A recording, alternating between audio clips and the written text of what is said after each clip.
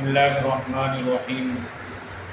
الحمد لله وحده والصلاة والسلام على من لا نبي بعده. أما بعد فأعوذ بالله من الشيطان الرجيم. بسم الله الرحمن الرحيم. يا أيها الذين آمنوا قوا أنفسكم وأهليكم نارا وقودها الناس والحجارة عليها ملائكة غلاظ شداد لا يعصون الله ما أمرهم ويفعلون ما يؤمرون. صدق الله مولانا العظيم. وقال النبي صلى الله عليه وسلم: كلكم راع وكلكم مسؤول عن رعيته. رواه البخاري أو كما قال عليه الصلاة والسلام. محترم بزرگوں اور دوستوں، اللہ رب العزت والجلال نے ہمیں اس دنیا کے اندر بطور آزمائش اور امتحان کے بھیجا ہے۔ اگر اس دنیا کے اندر ہم اچھا کام کریں گے، نیکی کا کام کریں گے، تو اللہ نے جنت کو تیار کر رکھا ہے، اور اگر اس دنیا کے اندر ہم برا کام کریں گے، اللہ کی نافرمانی کا کام کریں گے، اور جناب رسول اللہ صلی اللہ علیہ وسلم نے جن کاموں سے منع کیا گئے، آپ کی لائی ہوئی شریعت سے اگر ہم انحراف کریں گے تو اللہ نے جہنم کو تیار کر رکھا ہے۔ اور قرآن کریم کے اندر اللہ نے جہنم سے بچنے کی تلقین کی گئی۔ ایک تو خود اپنے آپ کو جہنم سے بچنے کے بارے میں اللہ نے فرمایا گیا، اور یہ کہا گیا خود جہنم سے بچو اور اپنے گھر والوں کو جہنم کی آگ سے بچاؤ۔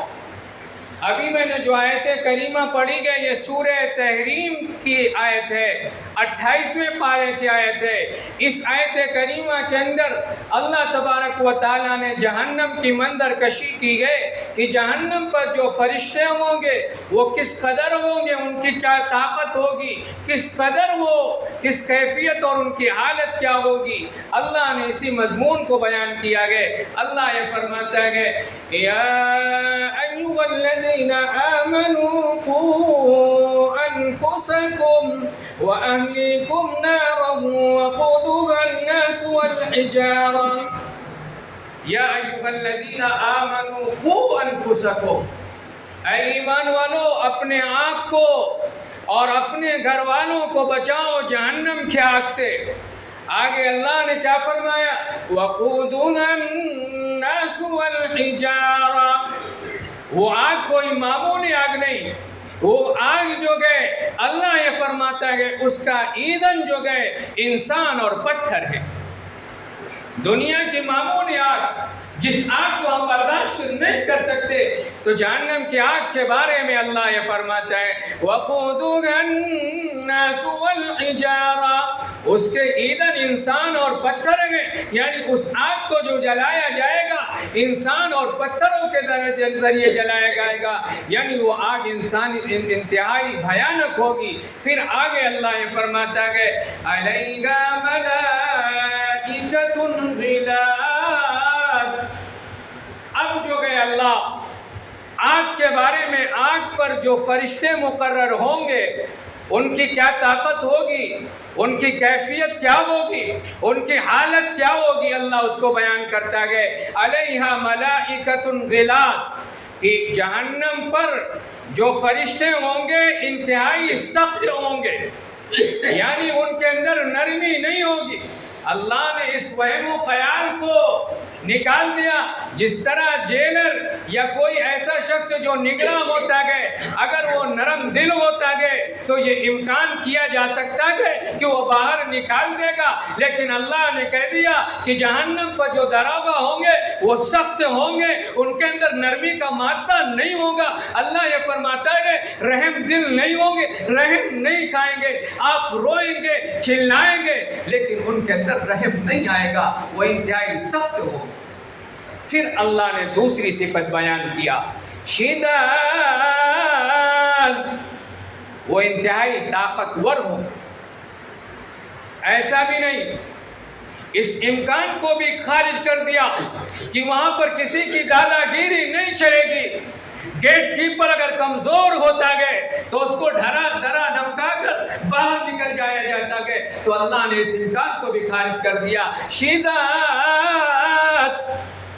कि जहन्नम पर जो फरिश्ते मुकर्रर होंगे वो इंतहाई सख्त होंगे, और सख्ती का क्या आलम होगा। तफसीर बग़वी जो तफसीर की मोतबर किताब है, तफसीर बग़वी के अंदर अल्लामा बग़वी रहमतुल्लाह अलैह ने लिखा है कि अगर फरिश्ते एक मर्तबा धक्का देंगे तो 70,000 लोग जहन्नम में जाके गिरेंगे। ताकत का ये आलम होगा, एक मर्तबा अगर धक्का देंगे तो 70,000 लोग जहन्नम में जाके गिरेंगे। तो अल्लाह ने इस इम्कान को भी खारिज कर दिया कि लोग ये वहमो के गुमान में न रहे कि वहाँ दादागिरी चल जाएगी, वहाँ अगर हमारा नाम जहन्नमियों की फहरिस्त में होगा तो हम दादागिरी से बाहर निकल जाएंगे। नहीं, अल्लाह कहता है वहाँ पर दादागिरी भी नहीं चलेगी। फिर आगे अल्लाह फरमाता है अलैहा मलाइकतुन गिलादुन शिदाद। फिर आगे जो गए अल्लाह ये बयान करता गए, जैसे दुनिया के अंदर होता गए रिश्वत से काम चल जाता गए, बड़े अफसर कुछ कहते हैं लेकिन जो नीचे के अफसर होते गए वो ले देकर मामला रफा दफा कर लेते गए। अल्लाह ने इस इम्कान को भी खारिज कर दिया कि वहाँ जो गए कोई रिश्वत नहीं चलेगी। कोई मालदार शख्स ये तसव्वुर करे, ये ख्याल करे कि जिस तरह दुनिया के अंदर पैसों के लगे हर काम हो जाता है, तो ये तसव्वुर कर ले कि वहाँ के मामलात को भी तसव्वुर करे। तो अल्लाह इस इम्कान को भी खारिज कर रहा है। अल्लाह ये कहता है वो फरिश्ते कैसे होंगे। अल्लाह कहता है ला यासून अल्लाह मा अमरहुम व यफअलून मा युमरून। वो फरिश्ते ऐसे होंगे कि अल्लाह की नाफरमानी नहीं करेंगे, अल्लाह जिस चीज़ का हुक्म दे रहा है उसको वो कर गुजरेंगे। ऐसा नहीं होगा कि फरिश्ते किसी मालदार का, किसी अरबपति खरबपति का नाम जहन्नमियों के अंदर है और माल लेके उसके नाम को निकाल दिया जाए, जहन्नम से निकाल दिया जाए। ऐसा नहीं होगा। वो अल्लाह की नाफरमानी नहीं करेंगे। जिसका नाम जहन्नमियों की फहरिस्त के अंदर आ गया वो जहन्नम के अंदर आ जाएगा। तो इस आयत करीमा के अंदर अल्लाह तबारक व तआला ने ये फरमाया कि जहन्नम को से अपने आप को, अपने घर वालों को बचाओ।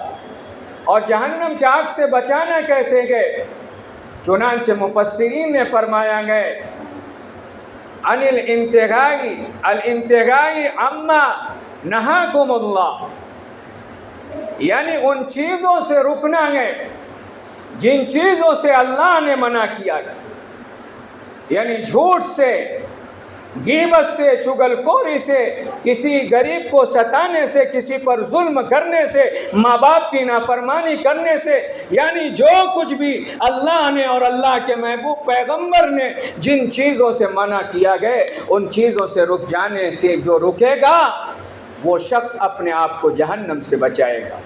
फिर आगे मुफस्सिरीन ने फरमाया गया कि और नेकी पर अमल करो। जो नेकी के काम अल्लाह ने हुक्म दिया गया या अल्लाह के महबूब पैगंबर ने जिन चीज़ों के करने का हुक्म दिया गया उन चीज़ों को करने से जहन्नम से इंसान बचेगा। यानी नमाज पढ़ना, ज़कात देना, हज करना, गरीब की मदद करना, बेवा की मदद करना, यतीम का सहारा बनना, और इसी तरह अपनी ज़ात से किसी को तकलीफ़ न पहुँचाना। जो शख्स ये काम करेगा वो जहन्नम से उसकी हिफाजत रहेगी। और इसी तरह अपने घर वालों को जहन्नम से बचाने का हुक्म दिया गया है। घर वालों को जहन्नम से बचाने का मतलब क्या है कि मुरू बिल खैर, यानी घर वालों को भी नेकी का हुक्म दो। यानी नेकी का काम सिर्फ आप नहीं करें बल्कि घर वालों को भी नेकी का हुक्म दें, और इसी तरह उनको बुराई से रोकें।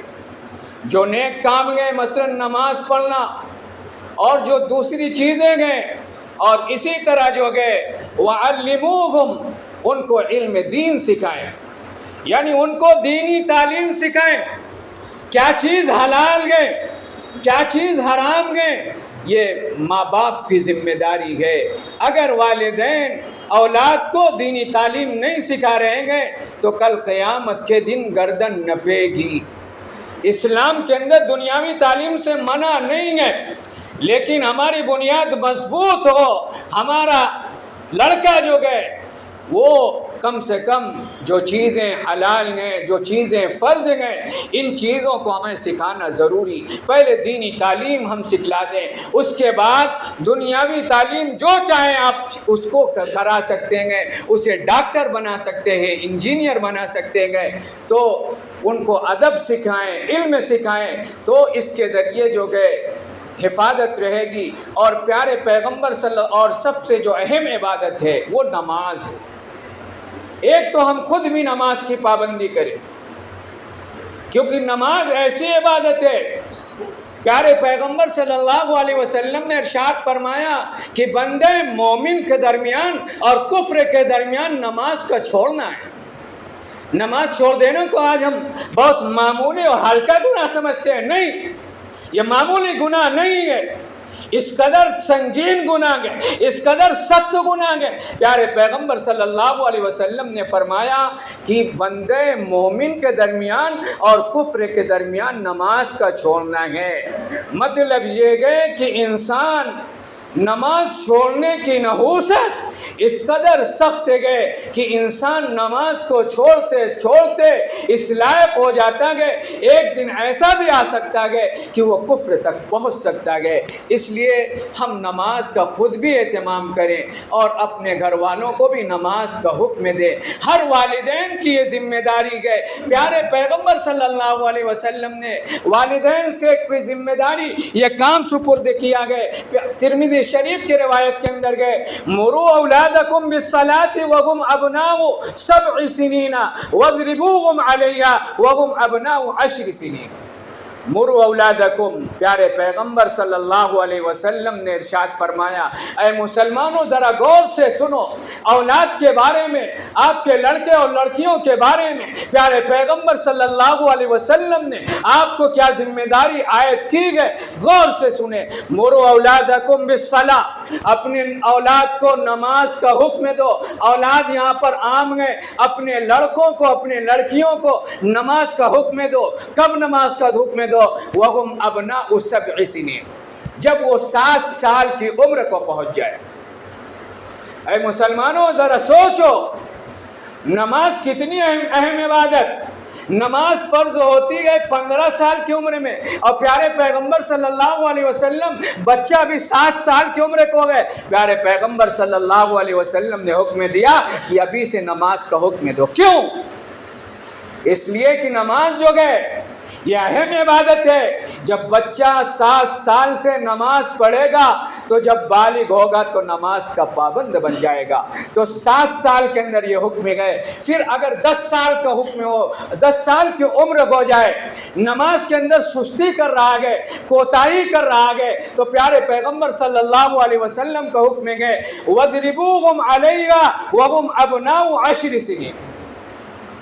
اور اگر نماز کے اندر سستی کر رہا ہے، کاہلی کر رہا ہے، نماز نہیں پڑھ رہا ہے، نماز کے اندر پیچھے رہ جا رہا ہے، تو ماں باپ کی یہ ذمہ داری ہے۔ پیارے پیغمبر صلی اللہ علیہ وسلم نے کہا بچوں کو مارو، مارنے کا حکم ہے، نماز چھوڑنے پر مارنے کا حکم ہے۔ لیکن اے مسلمانوں کس طرح ماننا ہے؟ اس طرح نہیں مارنا خون کچڑ ہو جائے، بلکہ اس طرح مارنا ہے کہ بدن پر کوئی نشان نہ آئے۔ مطلب یہ ہے کہ نماز چھوڑ رہا ہے تو اس کو ہلکے میں نہ لو، بلکہ سختی کرو۔ اور 10 سال کی ابھی عمر ہے، نماز فرض ہوتی ہے 15 سال میں، لیکن پیارے پیغمبر صلی اللہ علیہ وسلم نے فرمایا 10 سال کی عمر ہے، اگر نماز نہیں پڑھ رہا ہے تو اس پر سختی کرو، اس کو مارو۔ تو اے مسلمانوں، تو اولاد کی ذمہ داری ہے، ماں باپ کی یہ ذمہ داری ہے کہ اولاد کو نماز کا حکم دے۔ اے مسلمانوں بڑے افسوس کی بات ہے، پیارے پیغمبر صلی اللہ علیہ وسلم نے جو حکم بتایا گیا، اگر ہم اس پر عمل پیرا ہوں، 7 سال کی عمر سے بچوں کو نماز کا حکم دیں، تو یقیناً ہماری اولاد نماز کا پابند بنے گی۔ لیکن افسوس کے ساتھ کہنا پڑ رہا ہے کہ ہم اس پیارے پیغمبر صلی اللہ علیہ وسلم کے حکم پر عمل نہیں کرتے، اور ہماری اولاد نماز کا پابند کب بنے گی؟ جب ہم خود نمازی بنیں، کیونکہ وہ نصیحت جو عمل کے ذریعے ہو وہ زیادہ اثر کرتی ہے۔